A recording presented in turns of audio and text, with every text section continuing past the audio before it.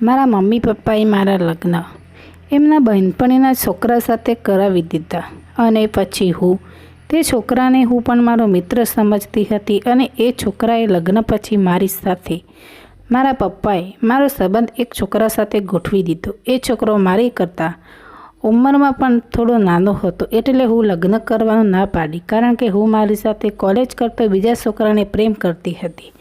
મારા પપ્પાએ કહ્યું કે તું રોહિત સાથે લગ્ન કરવા પડશે, કારણ કે મારા લગ્ન મારા પપ્પા નાનપણમાં જ નક્કી કરી દીધા હતા અને હવે હું ના કહ્યું તો મારા મમ્મી પપ્પાને આબરૂ જતી। પછી હું પણ આ વાતમાં સંમત થઈ અને મારા પપ્પાના મિત્રના છોકરા સાથે લગ્ન કર્યા।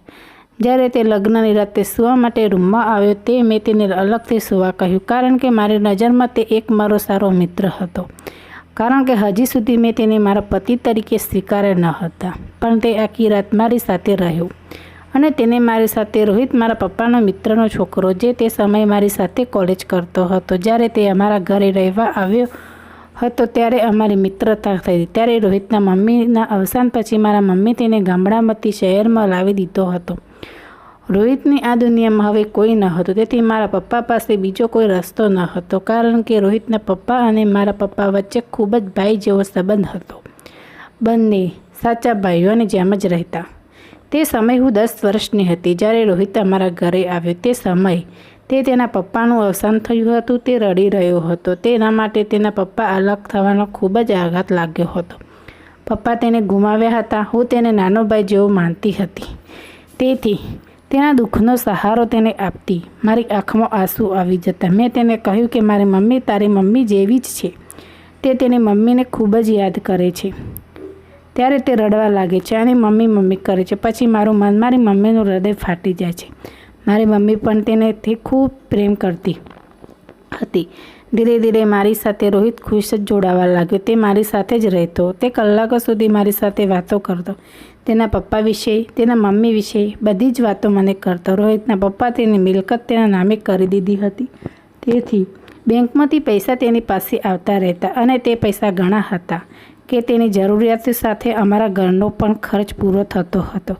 મારા પપ્પાનો બહુ ધંધો નાનો હતો, અમે અમારી જરૂરિયાતો ભાગ્યે જ પૂરી કરી શકતા, પણ હવે અમારા ઘરમાં બધું જ આરામદાયક બની ગયું હતું, કારણ કે આ રોહિતના તમામ પૈસા મારા પપ્પા પાસે આવવા લાગ્યા છે। રોહિત હંમેશા મને સાંજે હું તેની રમતો રમતી, તેને મનોરંજન માટે તેની સાથે જ જોવા જતી।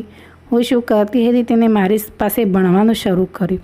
હું પણ મારા મમ્મી પપ્પાની એકમાત્ર દીકરી હતી અને એટલે જાણે નાનો ભાઈ મર્યો હોય એવું લાગતું હતું।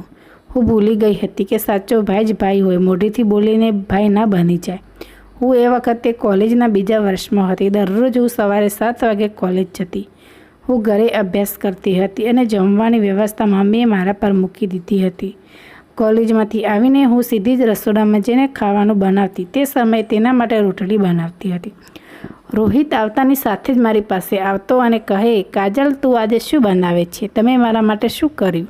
હું તેને કહેતી, પહેલાં તારે રૂમમાં જા અને સ્નાન કરીને ફ્રેશ થઈ જાઓ તો સીધો રસોડામાં આવે છે। મારા તરફ ધ્યાનપૂર્વક જોઈને તેને કહ્યું, એટલે જ હું તમને પાછા આવ્યા પછી પહેલાં જોવા માગું છું।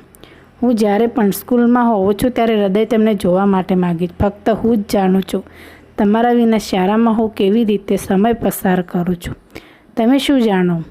તમે મારા શું લાગો છો? એ વિચાર કદાચ એટલે જ મને આટલો હું તેના દરેક દુઃખમાં આંસુ લૂછું। આમ ને આમ 4 વર્ષ વીતી ગયા। રોહિતને અમારા ઘરમાં રહેતા હવે તે 10મા ધોરણમાં આવી ગયો હતો। તે કદાચ મારી આદત પડી। સાચું એ હતું કે મને પણ તેના વિના રહેવાનું મન થતું ન હતું, પણ હું તેને મારો નાનો ભાઈ જ માનતી હતી। અને એક દિવસ અમારા ઘરે સુમિત થોડા દિવસ રહેવા આવ્યો હતો। સુમિત મારી મમ્મીનો બહેનપણીનો છોકરો હતો અને મારી મમ્મી તેને ઘરે જ રોક્યો હતો। મારી મમ્મીએ તેને કહ્યું તમારે અમારા ઘરે જ રહી જાઓ। હું નાનપણથી જ મારી મમ્મીની બહેનપણીના ઘરે જતી હતી અને મમ્મીના બહેનપણીનો દીકરો અમારે ઘરે આવતો હતો અને સમય જતાં જતાં મારું બાળપણ સગાઈ થઈ ગઈ। હવે લગ્નની તૈયારી ચાલી રહી હતી અને મારા સાસરિયા સુમિતને લઈને ઘરે જાન લઈને આવે અને આ રીતે જ કરીને ફરી નાના રોહિત પણ મને તેની બહેન માને છે। તે ક્યારેય મારી સાથે લગ્ન કરવા રાજી નહીં થાય।